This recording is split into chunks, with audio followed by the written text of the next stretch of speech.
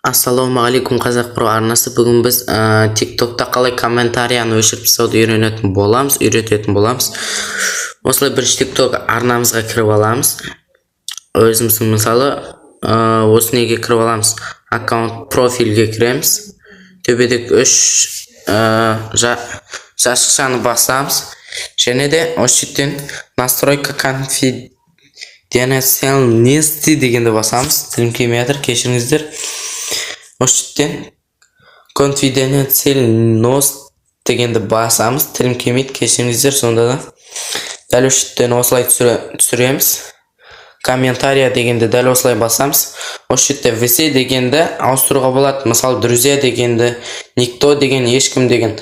Мысалы, друзья дегенді басатын болсақ, біздің комментариямызға тек друзьямыздағы адамдар ғана комментарий жаза алады. Егер сізге ешкім друзьяңызда болмаса, ешкім жаза алмайды. Никто деген басатын болсақ, ешқандай адам жаза алмайтын болып қалады.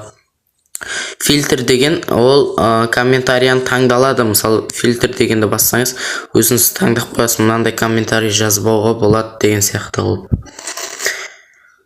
Значит, никто деген бассақ, маған ешкім комментарий жазамай қалады. Міне қазір көрсетейін. Осын қойдым. Комментариялар тұр, бірақ ендігіде маған комментарий ешкім жазамайды. Міне. Дәл осылай тұрады, комментарий жазылмайды.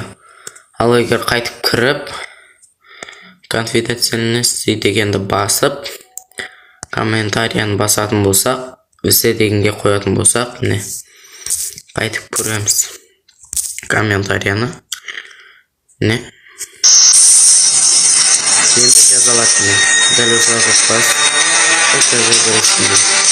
Енді жазыла береді. Дәл осылай істейсіздер, короче, достар. Және де ендігі жолы біз қандай видео салсақ болады, сіздерге не қажет, соның барлығын комментарияға жазып кетіңіздер. Бірінші тұрған комментарияға және де ең көп лайк басылған комментарияға арнап видео салатын боламыз ендігі видеода. Ондай болса, қош сау болыңыздар, Қазақ про арнасы. Видео ұнаса лайк басып, және де тіркеліп комментария жазып кетіңіздер, және де қоңыраушаны басып кетіңіздер.